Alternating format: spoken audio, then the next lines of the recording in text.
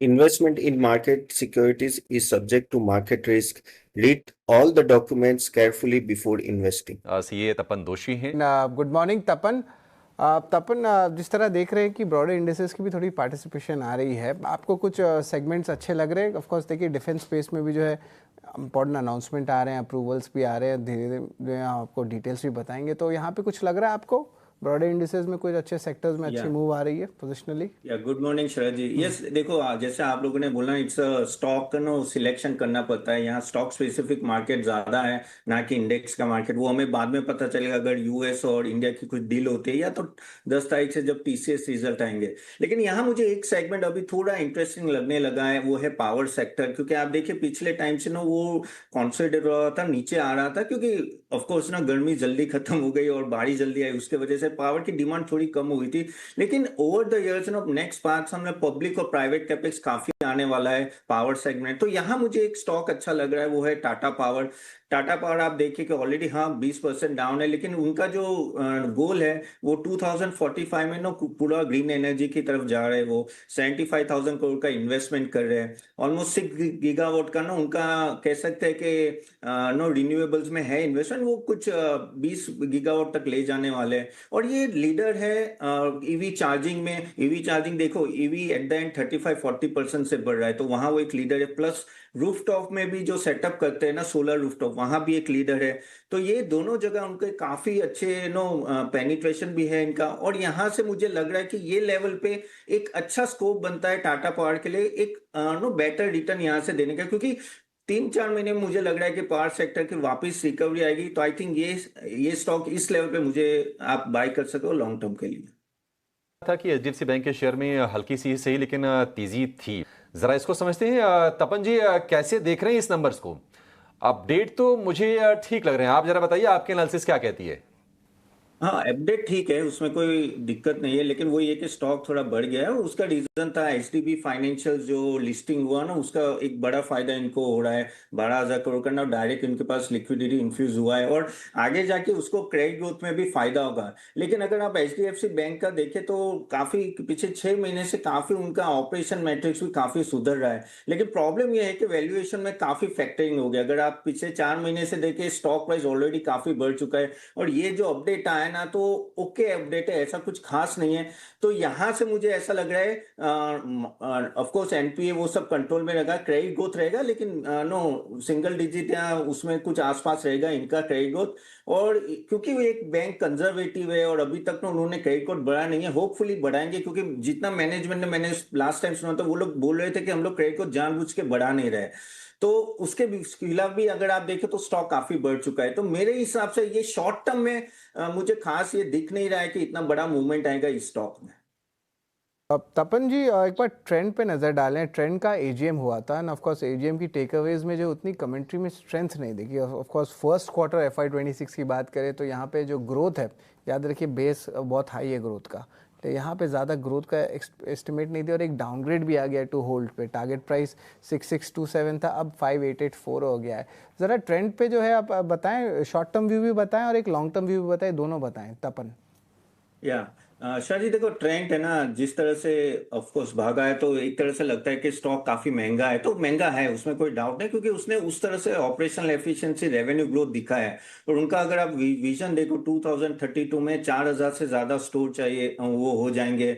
और ना एक तरह से ना जूडियो और उनका बिग बाजार बहुत ही अच्छा कर रहा है। अगर वैल्यू में देखेंगे ना, value clothing and all that में भी वो बहुत ही आगे है। तो ऑफकोर्स नो उस तरह से बिजनेस बहुत अच्छा है, बस वो एक वैल्यूएशन का थोड़ा डर रहता है। तो इसमें अभी वही आ रहा है कि थोड़े टाइम मुझे ऐसा लग रहा है कि शायद ये स्टॉक यहां से ही रहेगा, या तो वैल्यूएशन वाइज ना थोड़ा नीचे भी आ सकता है। लेकिन लॉन्ग टर्म अगर आप बात करो, I am bullish on trend. क्योंकि ये एक ऐसी कंपनी, रिटेल कंपनी नो, जिसने अपने आप को नो परफॉर्म करके बताया है। और हर टाइम अगर आप देखो इबिटा मार्जिन ऑलमोस्ट 8.3 से 9% बढ़ा है। इवन अगर आप नेट प्रॉफिट अगर आप देखो तो कुछ साल में 2.5 टाइम्स से बढ़ गया है। करेक्ट, इवन रेवेन्यू से लेके स्टोर बिल्डअप और उनका भी ऑपरेशनल देखो, एक होता है स्टोर एक्सपांड करना और उस तरह से एग्जीक्यूशन करना, जो एग्जीक्यूशन में बहुत आगे है।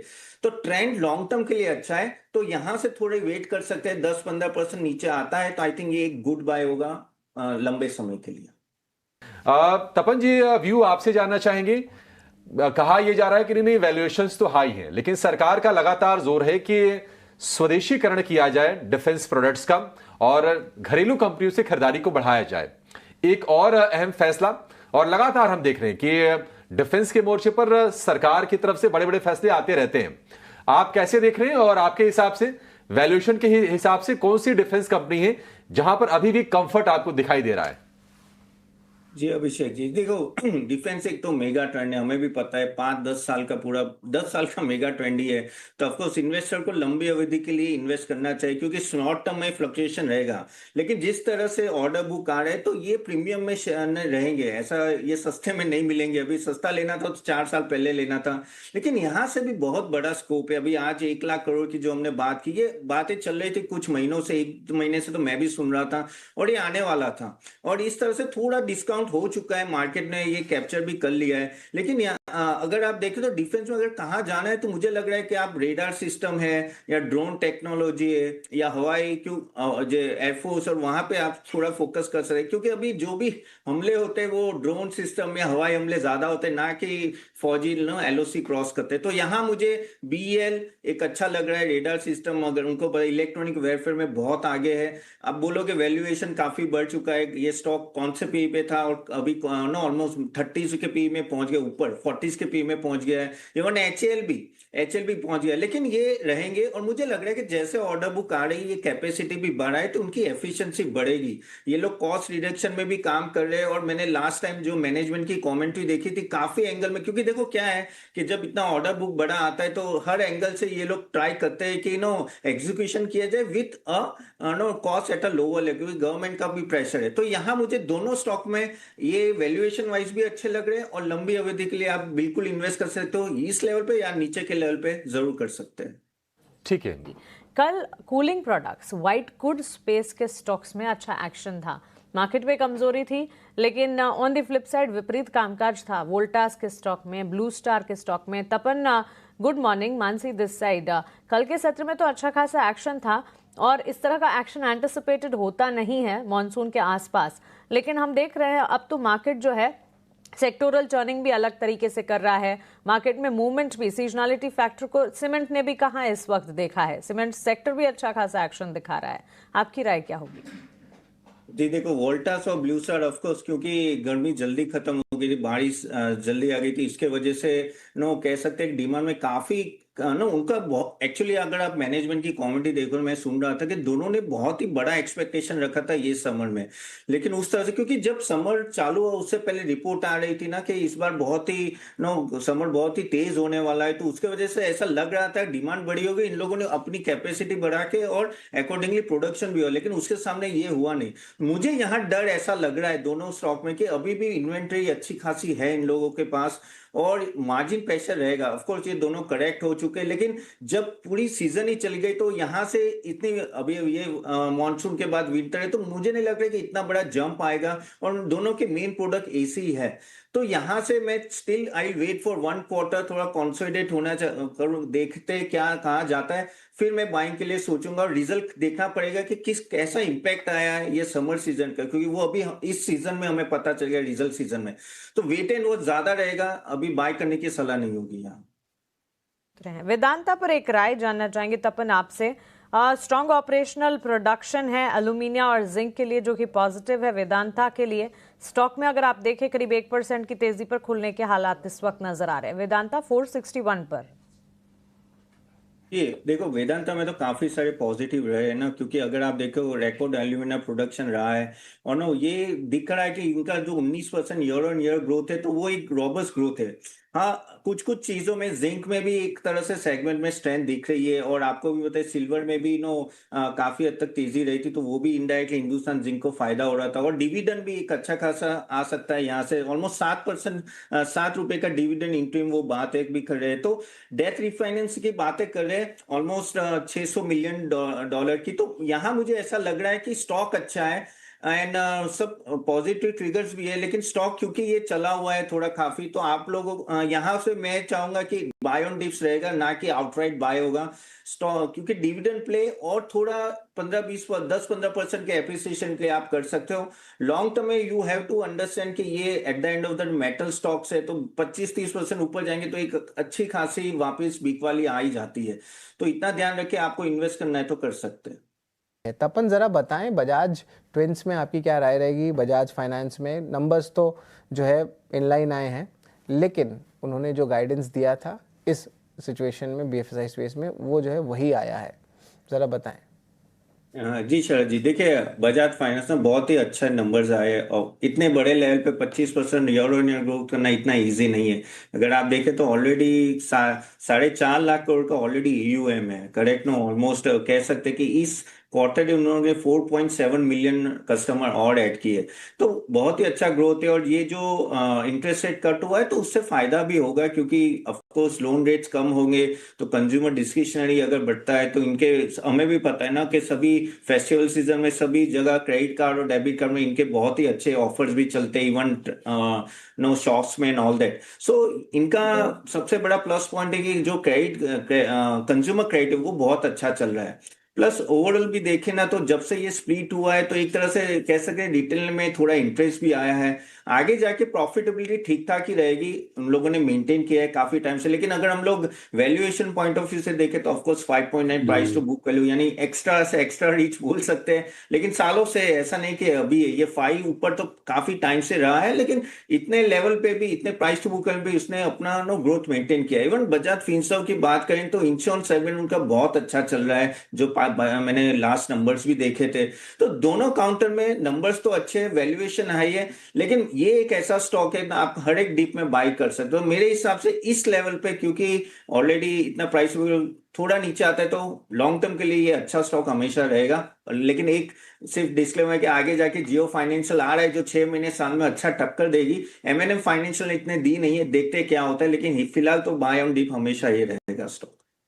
आप कैसे देख रहे हैं मामले को, और इन स्टॉक्स में क्या करें? बीएसई एंजल वन, क्या ये जो करेक्शन है क्या ये बाइंग की अपॉर्चुनिटी दे रही है? क्योंकि हम तो कहते हैं कि हाँ बीएसई ग्रोथ तो कर रही है, बट वैल्यूएशन थोड़े हाई तो लग रहे थे इसके भी। जी अभिषेक जी, सुबह ही आपने और शरद जी ने ना बहुत अच्छी तरह से बताया ये केस क्या है। और देखो इसका इम्पैक्ट तो पड़ता है, ये सेंटीमेंट पे इम्पैक्ट पड़ता है। और उनका वॉल्यूम मुझे पता नहीं कितना था, काफी बड़ा वॉल्यूम है जितना मैंने सुना है, तो उसका नेगेटिव सेंटीमेंट्स आ जाते हैं, इसके वजह से बीएसएम गिरे। अभी क्या वो कंपनी एंजल वन के थ्रू कर रहे थे हमें पता नहीं है, वो तो डिटेल्स में पता चलेगा। लेकिन एंजल वन के लिए भी एक दूसरी 1-2 समस्या ये भी है कि जो मुझे अभी लग रहा है कि जैसे तरह से जियो फाइनेंशियल ब्लैक रॉक के साथ वो जो मिल गया है हमको ब्रोकरेज लाइसेंस, वो बहुत ही बड़ी लेवल पे वो आएंगे और लग रहा है कि वो पूरा मार्केट को डिस्टर्ब कर सकते हैं। ब्रोकिंग बिजनेस की बात मैं कर रहा हूँ, तो वहां थोड़ा एंजल वन को एक कह सकते हैं, हम लोग बोलेंगे हाँ कस्टमर बेस है, लेकिन क्या होता है सेंटीमेंट में थोड़ा वीक आ जाता है ऐसे जब बड़े ब्रोकर आते हैं। और बीएसई के लिए तो ऑफकोर्स ये एफआईआई का मुझे ज्यादा मैटर लग रहा है। लेकिन अगर आप बोलो दोनों में से कौन सा अच्छा लग रहा है तो मुझे बीएसई थोड़ा ज्यादा अच्छा लग रहा है, क्योंकि अभी भी वॉल्यूम इंटैक्ट रहेंगे, ये देखते हैं मैटर कितना चलता है। लेकिन यहां से नीचे आता है BSE is a buying opportunity, लेकिन कब एनएससी का आईपीओ अगर 1 महीने में आ रहा है तो वो भी देखना पड़ेगा। क्योंकि मुझे लग रहा है कि एनएससी आईपीओ में जो कहते हैं ना ग्रे मार्केट में एक्स्ट्रा प्रीमियम बोल रहे 4 लाख 5 लाख करोड़ एचडीबी का, क्योंकि बहुत कम में आईपीओ बैंड आया, तो अगर उसका इंपैक्ट क्या बीएसई के में भी आएगा, क्योंकि अभी जो दौड़ रहा था बीएसई काफी एनएससी आईपीओ की वजह से भी दौड़ा, तो ये कुछ पॉइंट नजर में रखने पड़े। लेकिन यहाँ अभी दूर रखते थोड़ा नीचे आके सोच सकते बीएसई के लिए। टेक आपसे फंडामेंटली भी थोड़ा सा पोजिशनल नजरिया अगर आप बनाकर हमें बता पाएं, ट्रेंड में आप देखिए कितनी बड़ी गिरावट आज के सत्र में, big accident of the day. और इन फंडामेंटली क्या आपको लगता है कि इतनी ज्यादा गिरावट आज ही के ये न्यूवामा की रिपोर्ट का असर है, वापस संभल जाएगा, या आपको भी यहाँ से गिरावट नजर आती है? जी मानसी, देखो ट्रेंड के वैल्यूएशन में हमेशा क्वेश्चन रहता था, और ये रिपोर्ट आई मुझे नहीं लगा था सच में 8% गिर जाएगा, कुछ ज्यादा ही गिरा है। लेकिन स्टॉक अच्छा है। देखिए आप मान सकते हैं कि मुझे यहाँ वैल्यूएशन पॉइंट ऑफ व्यू ज्यादा प्रॉब्लम, ना कि प्रोडक्ट और जिस तरह से business model, one of the best business model. तो यहाँ से तो मुझे लग रहा है कि ये जब 5,000 या 5,200 के आसपास, ये बहुत ही अच्छी एंट्री होगी सबके लिए, क्योंकि ये एक बिजनेस ऐसा है। उनका जो विजन प्लान जो उन्हें दिया है ना, ऑलमोस्ट कह सकते 2032 में 4,000 ज्यादा स्टोर ओपन करना, और उन्होंने क्रैक कर दिया है कोड। अगर आप देखें ना तो आप वैल्यू प्रोडक्ट्स की बात करें, जूडियो बहुत अच्छा चल रहा है, उनका उनका, फिर बिग बाजार बहुत अच्छा चल रहा है और काफी सारे प्रोडक्ट्स अच्छे चल रहे हैं। आई थिंक ये एक अच्छी अपॉर्चुनिटी होगी यहाँ से, अगर फ्लो और 5-10% नीचे आता है, ये बहुत अच्छी एंट्री अपॉर्चुनिटी होगी लंबे समय के लिए, क्योंकि विजन इंटैक्ट है, प्लस लीडरशिप और मैनेजमेंट भी अपने एग्जीक्यूशन में भी बहुत अच्छे है। और आगे जाके देखो डिस्क्रिशनरी कंजम्पशन बढ़ेगा, ठीक है, अब हो सकता है कि थोड़ा स्लो बढ़े लेकिन बढ़ेगा सही। तो यहाँ मुझे ट्रेंड बहुत ही अच्छी तरह प्लेस लग रहा है, तो at lower level one should buy for long term. BML लगभग 2.3% ऊपर है, 4500 के ऊपर का स्टॉक है। यहाँ पे भी जो एक अच्छी मोमेंटम आ रही है। ऑफ कोर्स हमने डिफेंस स्टॉक्स के बारे में तो एक अच्छा सा डिस्कशन किया ही है, लेकिन BML पे जो है क्या राय रहेगी तपन, आप ज़रा बताएं। वेल बीएमएल, क्योंकि जैसे आपको पता है डिफेंस स्टॉक की वजह से ये भी भाग रहा है काफी हद तक, लेकिन देखो उनका भी प्रॉफिटेबिलिटी बहुत ही अच्छा रहा, अगर 12% ईयर ऑन ईयर ग्रोथ रहा है। एंड अगर आप देखो ना तो उनके पीछे 5 साल में ना नो अच्छे खासे ऑर्डर बुक भी बढ़े 3-5 साल से। तो बीएमएल में ऑर्डर बुक का कोई प्रॉब्लम नहीं, कैपेसिटी बढ़ाने की बात है। और मैनेजमेंट भी ना काफी फोकस कर रहा है कि जो उनका 22,000 से 23,000 करोड़ का जो ऑर्डर बुक है ना, उसको किस तरह से ना हो सके उतना जल्दी पता यानी एग्जीक्यूट किया जाए, कैपेसिटी बढ़ा रहे। और उनके अगर आप देखो बीईएमएल के ऑलमोस्ट ये जो ऑर्डर बुक है, मेट्रो, डिफेंस, रेल टेंडर सब जगह है। ऑपरेटिंग मार्जिन भी इनका अच्छा खासा बढ़ गया है पिछले टाइम से, ऑलमोस्ट 150 बीपीएस पॉइंट बढ़ गया है, जो बता रहा है कि वो अपने ऑपरेशनल मैट्रिक्स में भी काम कर रहे हैं। तो ये दिखाता है ना कि कंपनी एक राइट वे पे है, और जिस तरह से कैपेक्स बढ़ रहा है और जिस तरह से नो ऑर्डर बुक आ रहे हैं, आई थिंक ये स्टॉक अच्छा है अगर किसी के पास हो लॉन्ग टर्म के लिए। लॉन्ग टर्म के लिए जो है बने रहने की राय है BML पे। लेकिन ऑफ कोर्स देखिए टेक महिंद्रा के चार्ट पे देखें तो सेलिंग थोड़ा इंटेंसिफाई कर गया है। ऑफ कोर्स टेक महिंद्रा के नतीजे इतने जल्दी आते नहीं हैं, ये ऑफ कोर्स आएंगे 3-4 हफ्ते बाद। लेकिन देखिए आज डेज लो पे है टेक महिंद्रा, यहाँ पे थोड़ी बड़ी सेलिंग आ रही है, लगभग 1.5% की गिरावट है। यहाँ पे ऑफ कोर्स देखें तो क्या वो जो है लगता है तपन टेक महिंद्रा का देखो टेक फंडामेंटल महिंद्रा चेक। या fundamental tech Mahindra of course क्योंकि ये टेलीकॉम बिजनेस से काफी रिलेटेड, वहाँ थोड़ी नमी देखी है काफी टाइम से, और उनका रेवेन्यू भी फॉल हो रहा है और प्रॉफिटेबिलिटी में ना इतना दिख नहीं रहा है, करेक्ट। और उनका अगर आप देखो मार्जिन थोड़ा बढ़ा है, लेकिन at the end of the day profit बढ़ रहा है, लेकिन जिस तरह से एस्टिमेट आ रहे हैं उस तरह से नहीं बढ़। काफी टाइम ये देखा है पिछले 3 क्वार्टर से जो एनालिस्ट के एस्टिमेट्स होते हैं उससे भी वो अंडर परफॉर्म कर रहा है। न्यू बुक डीलिंग अगर देखो तो ऑलमोस्ट 534 मिलियन यूएसडी डॉलर है, जो थोड़ा अप हुआ है। लेकिन यहां से मुझे लग रहा है tech Mahindra as a stock ना थोड़ा ऑफ कोर्स बहुत ही सस्ता है कंपेयर टू, अगर हम लोग लार्ज कैप की बात करें तो काफी सस्ता है, तो भी अंडर परफॉर्म रहेगा। अगर आप चाहो तो, मैं ऐसे भी आईटी में इतना पॉजिटिव नहीं हूँ, लेकिन मुझे यहाँ से बेटर एचसीएल लगता है कंपेयर टू टेक महिंद्रा, अगर आपको जाना ही है तो, अगर लार्ज कैप में। लेकिन tech Mahindra still I feel no it will be on a weaker side, और लेट्स सी ये क्वार्टरली रिजल्ट कैसे आएगा, फिर उस पर बात कर सकते हैं।